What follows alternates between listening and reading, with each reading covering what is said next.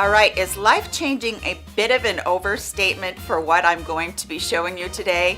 I think not, my friends, and you're going to love this for mature skin. Hello everyone. So barefaced today because I'm going to be showing you something that I am so excited about. And this is not anything that's new out there as far as foundation application goes, but I was perusing the internet and I went through some of my playlists, like I had a playlist that was watch later, and I found this 4-year-old tutorial from Mr. Wayne Goss that has been for me absolutely life-changing as far as my foundation goes. And you are going to not believe how simple this is, but it will actually not show up texture and it will help you use less foundation, so it's really a thin canvas on your face and it is flawless. So I'm excited to share that with you. Okay, let's start with a little bit of prep. My face is completely moisturized and I do have my SPF on and I've let that sink in for a while. Now, if after I do that, because I use a lot of moisture because my skin is super dry, if after I do that I find that I might have a few spots that feel a little bit oily or something, I'll just take a tissue and I will go into, especially around my nose and the chin crease and up through the T-zone. That can really be a little bit problematic for me. So you're going to do that, and then you're going to go in with a primer if you choose. You don't have to do a primer for this particular foundation routine, and I think that's the beauty of it. And I was so excited when I saw Wayne do this, and this is probably the 6th time I've done this, so it works. And I am not going to be using a lot of primer. I'm just going to put it on my big pores that are on my chin and on my nose and then on my forehead and a tiny bit through the cheek area where I have so much texture. And I'm really pressing that in, but like I said, I'm not using a lot. I'm using a very minimal amount. Okay, and then the next thing I'm going to do is use my color corrector. This is the Charlotte Tilbury color corrector and I love it. By the way, did I tell you that this is the e.l.f. Poreless Putty Primer? It's one of my favorites. Just helps with pores a lot. And then the Charlotte Tilbury corrector, and this one is in the one that is, I think, medium light. And then I'm just going to put that around underneath my eyes. And again, you're kind of using a minimal amount. You don't need to go in with a ton, but make sure your darkness is covered, and that really does help. And then make sure when you go back over it to just kind of pat it with a different finger or a different part of your sponge, or if you use a sponge, and just get any excess up, because we don't want a lot of things built up on our skin before we go in with this. Now I'm going to turn the light down just a tiny bit so you can see something. If you can see, I have a lot of spots through here. The lights kind of blur that, but I have a lot of spots and they're really hard to cover, especially through my cheeks and right here on my old acne scars. They're really hard to cover, and I do have one age spot right there. So I'm going to turn the light back up just a little bit. So this is basically just doing things in reverse. So you did your primer and your color corrector, that's normal, but we're going to go in with powder. And like I said, this is not new, but this is something for me as a mature woman has made a huge difference. Hi, Ollie. Say hi. Say good morning. Good morning. How are you? So I'm going to load my brush with powder, not a ton, you know, just a coating of it, and I'm going to put this all over my face, completely all over my face. Every spot that foundation normally touches. And I'm going to set that under eye area, which I hardly ever use powder on. I'm going to set down that color corrector. Now, if you have a powder that has a little bit of a tint in it that's a good tone for your skin, feel free to use that, because it's going to even give you a little bit more coverage. And I will make sure that I link Mr. Goss's video below, because he just does it so quick and so easy, but I like to talk a little bit more than he does, so maybe you'll get something more out of his. But anyway, I'm really kind of just dusting across. There wasn't very much on my powder brush, and just making sure that everywhere has a little bit of powder on it. Now you can see that kind of mattified my face a little bit. That's a good thing.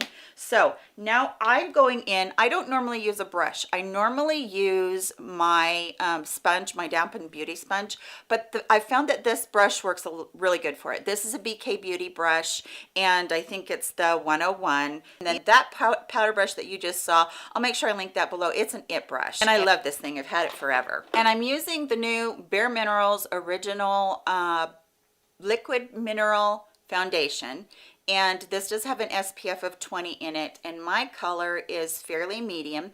It's an okay color, it's not a great color, but what's really cool about this is when I first got this, I didn't like it because it didn't cover up any of these areas that I was just talking about. So using this technique, I get to use less foundation and it covers better, and that's really great for me. So I just put a little drop, couple drops on my brush right there, and then I go ahead and I start kind of moving it around the face just like a normal application of foundation with the brush. But what this is going to do is it's going to cover so beautifully. When I first started doing this, I was so blown away. Just could not believe how beautiful this is, and you just use so much less than you do if you actually just started out with your foundation first instead of that powder. And as you need to, just put a couple little dots in there, and I'm not using very much at all, so you know. I know that the brush will give you a little bit better coverage than a sponge, but not this much. I mean, I do realize that brushes do have a tendency to give you better coverage, but I was surprised on how well this did. Now, did you see me just go underneath my eyes right there?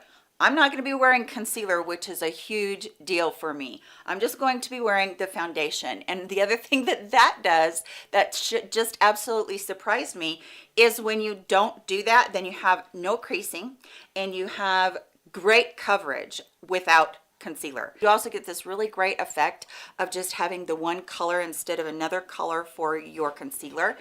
It's amazing. So this is another 3 little dots. And I'm going to go into these stubborn areas of mine, which is right here around my redness on my cheeks. And I'm just going to kind of stipple that in. And then I'm going to go through those areas over here on my cheeks that I was having the same problem with. Now, what's beautiful about this is it's immediately going to start to self-set, which is great.